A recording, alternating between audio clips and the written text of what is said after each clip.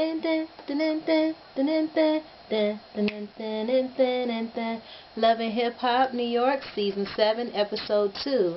I'm going to start off with talking about the Soul Train Awards that was on last night. I enjoyed it. Erykah Badu was the host.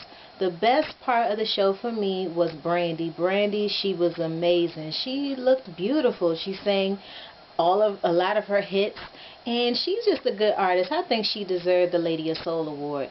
Jill Scott was the one that gave her the award.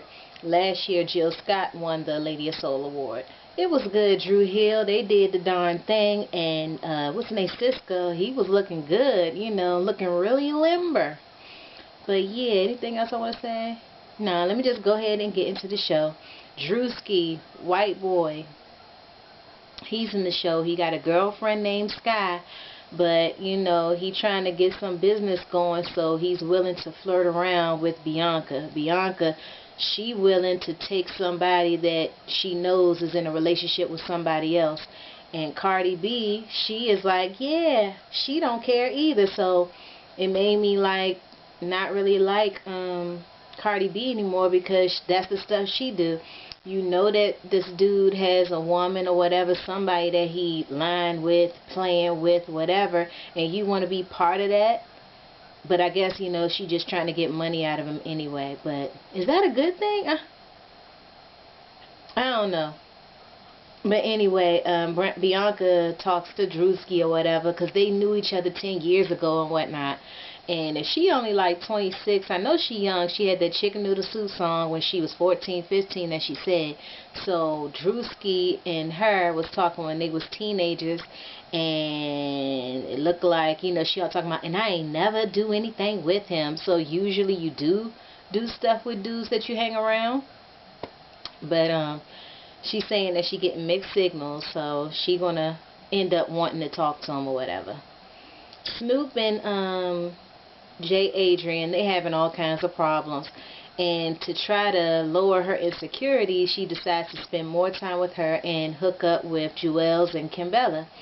And the first thing they doing when they go meet up at the restaurant or whatever, J. Adrian, she talking about her personal relationship business with the people at the restaurant, and she asking Kimbella, how do you deal with the women and all that, being in the studio, these females, they don't care and all that. And then it's all about trust. If you're in a committed relationship, you got to be trusting. You have to, what I'm saying, you have to have the trust in these relationships. You got to be willing to talk.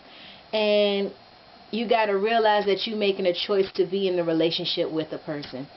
So, that's what Juelz was saying. They got to be commitment. They got to be trust. And Kimbella, by the end of the show, she going to see Juelz in the studio with his producer friend that Kimbella already doesn't like, because in the past, this dude, brought Juelz around women, and that's when he used to be cheating and stuff like that.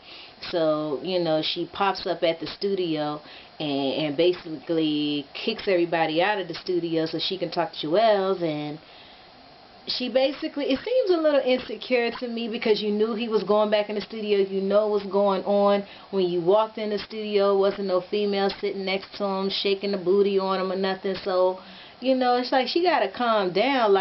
You're going to have the 3 kids you got at the babysitter if you're going to be going to the studio with him. And hopefully, there's a room next door you can chill at, so you don't have to be in his face when he's trying to make good music. You know what I'm saying? Since you so, scared of him being around any females at any time, it's just like, come on. He must really have some issues, and it should make women think like, dang, is my man out cheating when he at the studio? I'm talking about regular females. But if all females start thinking like that, I think a lot of Lorena Bobbitt situations should be talked about in the news. So yeah, Cardi B, second episode, the T fix, so she thinks she pretty now, and she sees Swift in the studio. And Swift, all she wanted to do was put a picture on Instagram just to show that she in the studio working on music, and that her man or anybody, shouldn't be thinking anything. But Swift, was like, I can't take no pictures or whatever. I don't want nobody to think anything. But Cardi B was trying to take a picture so that nobody would be thinking anything. So instead of wanting to take the picture, he gets so infatuated with the beauty of Cardi B that he ends up kissing her. It was weird. He kissed her in the studio. He's the one with the girl in London, but he's the one that kissed Cardi B. That's cheating. I don't know if it's cheating. I don't think it's cheating on Cardi's part if she did not enjoy the kiss. If she was not thinking about the kiss after the kiss happened. If she didn't go ahead and just put him in his place and feels like, she's not going to put herself in that situation again, then it's not cheating on her end. But if she is thinking about talking to this dude or having something going on, that was cheating right there. Because she should have been upset right then. But Swift or whatever, he's a cheater. DJ Self, I guess, what's her name? Yurma, she's not going to be in it, so their relationship really did break up. He meets up with Rich. Was that Rich? Yeah, Rich. And the girl Snoop, because he wants to have his Gwennon team getting bigger, So Snoop, she comes in and he was like, yeah, I'm going to just see what's up with her, because Snoop did say in the first episode that she trying to work with everybody, everybody wants to make money, don't have to be one person. All of us get the bread. So come to find out, Snoop got a sex toy line. It's called G-Spot, and her label or whatever is called Gorgeous Gangster. So this girl, Sophie Green, she's cute or whatever.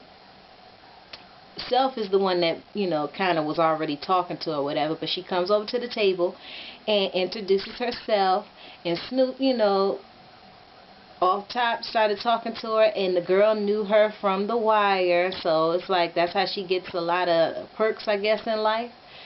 But instead of wanting to be on the Gwennon team, she decides to be on the Gorgeous Gangster team, at least trying it out, Anything else I want to talk about? I already said, I mentioned that, Kim Bella got the 3 kids or whatever. They cute. And, Juelz cheated in the past, as we, can figure out. Remy Ma and Papoose is in the studio, and Remy wanted to come to the studio to see the new artist that Papoose was talking about, and come to find out, which, we already knew, was the kids. And Remy is not excited about it. She actually is like being a little bit of a hater towards her own kids. And come to find out, when she was around their age, this is when she was writing her rhymes, her bars or whatever. That's when she was, doing her thing. So it's funny that, she's not more of a motivating factor from the beginning into her kids, wanting to follow in her footsteps and whatnot.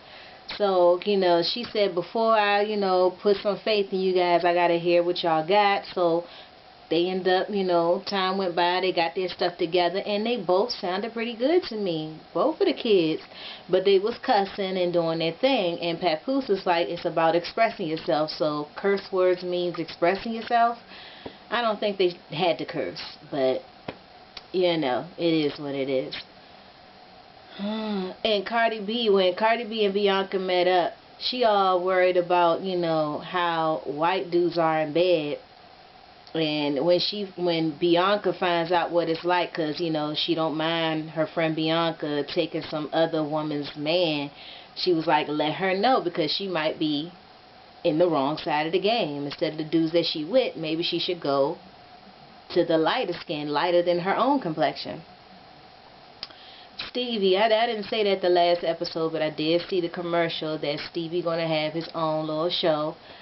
And it's funny, what I'm saying, that Jocelyn, she's pregnant all this time. We don't see no previews of her, being pregnant and stuff like that. I thought she's supposed to have some kind of show for that. I don't know. I'm going to be watching to see what the Stevie show is going to be about, but is he really worth having his own show? Like, why can't he just express all of his talents on Love and Hip Hop? So, yeah. I already said, you know, the Mackies, they sounded good in the studio. So they're going to do their thing. J. Michelle again. J. Adrian, she ends up seeing the podcast link online with Sophie Green and Snoop feeding the strawberries and stuff, and she getting all pissed off. She ended up jumping on the counter, being all pissed, threatening to go back home to Chicago. And at the beginning of the episode, that's what Snoop said, that, oh, you know, my girl, she gone back to go see her son. So I guess to relieve some people for thinking that J. Adrian's not a good mom because she left her child, she goes back to go visit her child, obviously, you know, as often as she can, especially since she's supposedly trying to have a career in New York. So, you know, she's trying to make that paper for her child. So, yeah, they fighting, and J. Adrian says that this is her first lesbian relationship, and, you know, she putting her all into it. So, if that's what she wants to do, you know, her son is going to see that his mother is trying to be with a woman, and, you know, it's alright. So that's all that happened on Love and Hip Hop New York, Season 7, Episode 2. Anything else I want to say? Everybody talking about Kanye West, and I'm just like, that's rich people problems.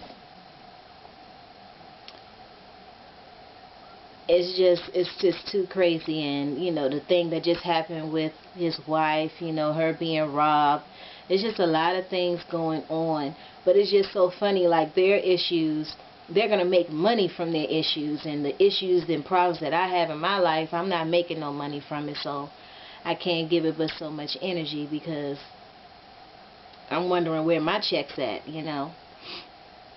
So yeah, peace out.